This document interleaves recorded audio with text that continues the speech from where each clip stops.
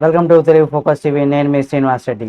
భారత ప్రధాని మోడీ పైన పాకిస్తాన్ క్రికెటర్ సంచలనమైనటువంటి కామెంట్ చేశారు. ఇది ఇప్పుడు ఒక రకంగా చెప్పాలంటే యావత్ భారతదేశం కూడా కొంత గర్వించదగ్గదైనటువంటి విషయంగా చెప్పుకోవచ్చు. అంతేకాకుండా ఇక్కడ పాకిస్తాన్ దేశానికి కూడా ఒక షాకింగ్ వ్యాఖ్యలను కూడా చెప్పుకోవచ్చు.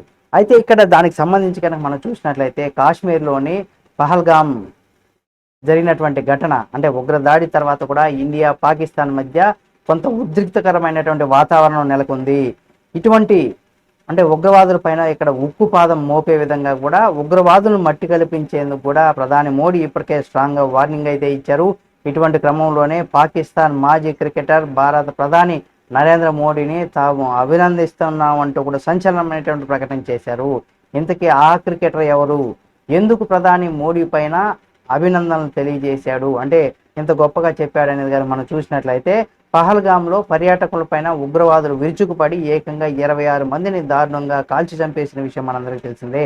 ఈ ఘటన పైన ప్రధాని మోడీ గురువారం బీహార్లో మాట్లాడుతూ కూడా దేశం దుఃఖంలో ఉంది, ఈ దాడి పర్యటన పైన దాడి కాదు, దేశం పైన దాడి, ఇక్కడ పర్యాటకుల పైన జరిగినటువంటి దాడి కాదు, ఇది దేశం మీద జరిగినటువంటి దాడి, ఉగ్ర దాడిని పాల్పడినటువంటి ఉగ్రవాదులను కూడా దాని వెనక ఉన్న వారిని ఉన్నవారికి ఊహించని దానికంటే ఎక్కువగా శిక్ష పడుతుందని, ఉగ్రవాదాన్ని మట్టిలో కలిపే సమయం ఆసన్నమైందని కూడా ప్రపంచానికి తెలియజేస్తున్నా.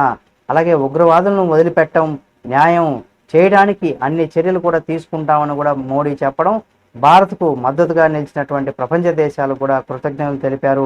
ప్రధాని మోడీ ఈ విధంగా అన్నారు కాబట్టి ఈ స్పీచ్ పైన పాక్ మాజీ క్రికెటర్ డానిష్ కనేరియా స్పందిస్తూ ఈ ప్రసంగాన్ని ఇంగ్లీష్లో చేసి ప్రపంచానికి తాను హెచ్చరికలు గట్టిగా స్పష్టంగా తెలియజేసినందుకు ప్రధాని మోడీకి నేను అభినందిస్తున్నానంటూ కూడా గాజాలో మాదిరిగానే ఇది దక్షిణాసియాలో కూడా ఉగ్రవాదుల ముగింపుకు నాంది పలకాలని కూడా ఆశిస్తున్నానని కూడా చెప్పుకొచ్చారు ఇక్కడ డానిష్ కనేరియా.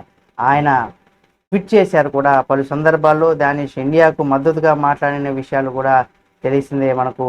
ఈ వీడియో మీకు నచ్చితే లైక్ చేయండి. నిజంగా శత్రు దేశాలు ఆ పాకిస్తాన్ పౌరుడిగా ఉన్నటువంటి ఆయన భారత్కు మద్దతుగా మాట్లాడడం ఒక రకంగా ఎంతో అభినందించాల్సినటువంటి విషయం. అంటే తప్పు ఎవరు చేసినా తప్పు అని ఒక రకంగా తమ్ముడు తనవాడైన ధర్మం సరిగా చెప్పాలి అనే ఒక రీతిలో ఇప్పుడు డానిష్ కనేరియా పాకిస్తాన్ తప్పును కూడా ఎత్తి చూపుతూ మన ప్రధాని ఇక్కడ కొనియాడడం ఇది ఒక శుభ పరిణామంగా చెప్పుకోవచ్చు. ఈ వీడియో మీకు నచ్చితే లైక్ చేయండి. మరిన్ని వీడియోల కోసం మన Telugu focus TV channel subscribe చేసుకొని పక్కనే ఉన్న బెల్ బటన్ ఒకటి మాత్రం మర్చిపోకండి.